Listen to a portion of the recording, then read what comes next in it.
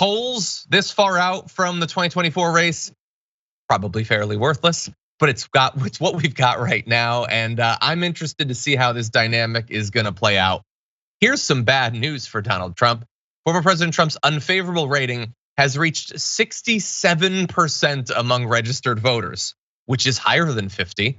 1/3 of Republicans and GOP-leaning voters now view him negatively, according to a Marquette Law School national poll.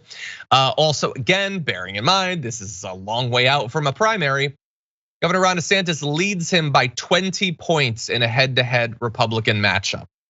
So a nice little advantage. That's not just a one state thing, which is of course how these primaries are run, but as a national picture, Ron DeSantis is doing better as of right now. What's interesting is once you dive into different aspects of the Republican base, this gets fascinating. So DeSantis led Trump among Republican voters who didn't attend college, which has generally been part of Trump's core MAGA base. But among GOP college grads, the difference in support is huge. Trump's favorability is underwater with college-educated Republicans, 48-50, favorable, unfavorable, while DeSantis is 89. So if you are a Republican who went to college and probably since then has pretended that you haven't because it's a den of iniquity and liberalism or whatever, there's almost no chance at this point that you're choosing Trump over DeSantis. And Trump is narrowly losing even amongst others not in that group. So that's pretty fascinating. I didn't expect that the college split would be so significant, Brett. I would. It's not, yeah, 89? It's tough to see anything 80-9. No, I get it. I knew it would be significant. That's probably what you're saying. That seems like what you're saying. But good Lord, this is fantastic. And this, people answer poll. This is me talking. This is not anything I can point to, but it's my gut always when looking at polls that people know they're getting polled and they're trying to send a message every time they're polled, especially as it gets closer to an election, especially if they're asked about the other party.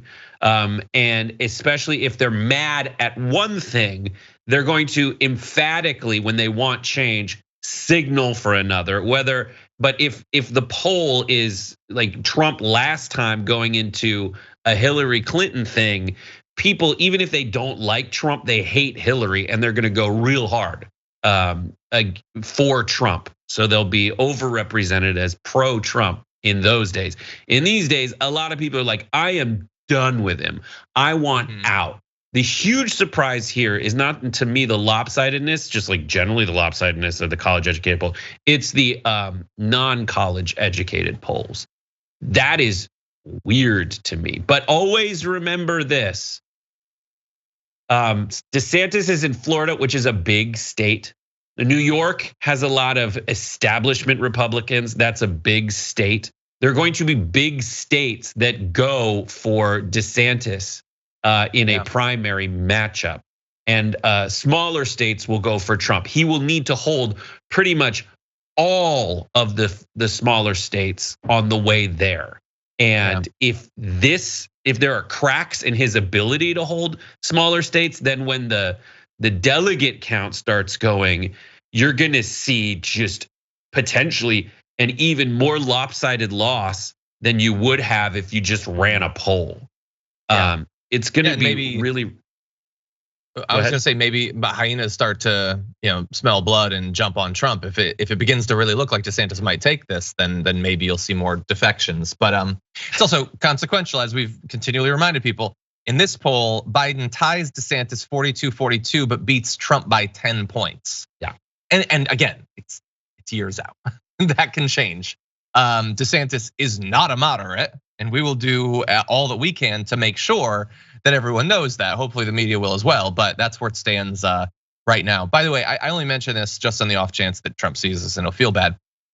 There's a poll right now of Utah where DeSantis is in first and Liz Cheney is in second over Trump. She's got him by like 1.5 points. So we'll see. Go ahead. No, I was just gonna really fast say, I think the breakdown, I think the college educated Republicans just want their tax cuts and they know that they can get that just as easily with DeSantis as the others. I think that the non-college educated MAGA people are more actively focused on all of the different narrative culture war scams that are being run on them. But I think that they also are starting to get that DeSantis is gonna give them those too.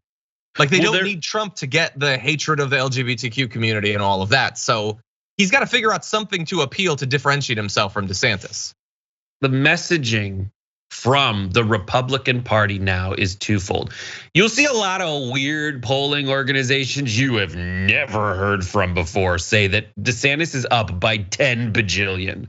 There was one by like, what was it? Like American for Progress Action, which is like a big right-wing think tank establishment media arm, dropped the first poll that was like, DeSantis is crushing Trump. They are trying to push him out really fast, knowing that he was gonna declare his candidacy, trying to get him to delay. But Trump went in and is like, I'm all in. Ben Shapiro said it. He thinks that Trump wouldn't go all in this early with a pair of aces. He probably has a pair of sixes. He's trying to buy the pot.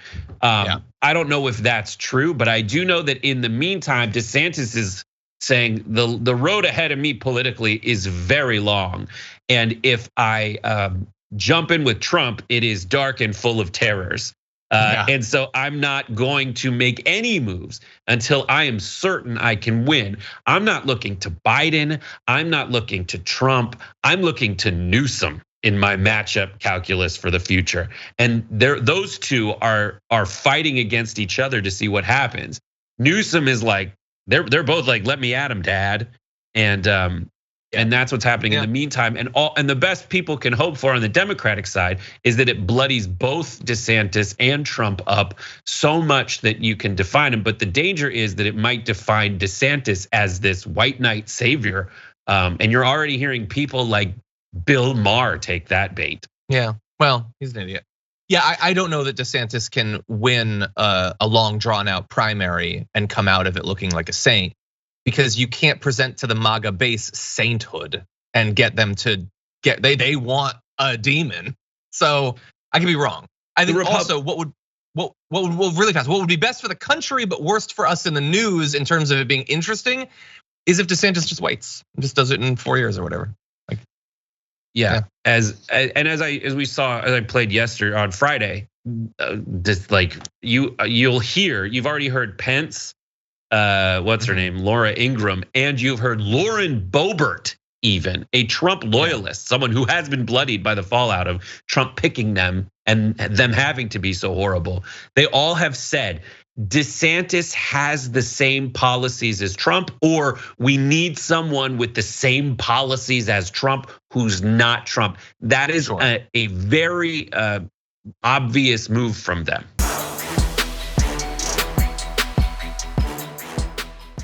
For more political news, breakdowns, interviews, stories of activism, and me trying my hardest to care about the occasional big celebrity news story, subscribe to our YouTube channel at youtube.com/thedamagereport. And you can ring the bell wherever it is so you don't miss anything.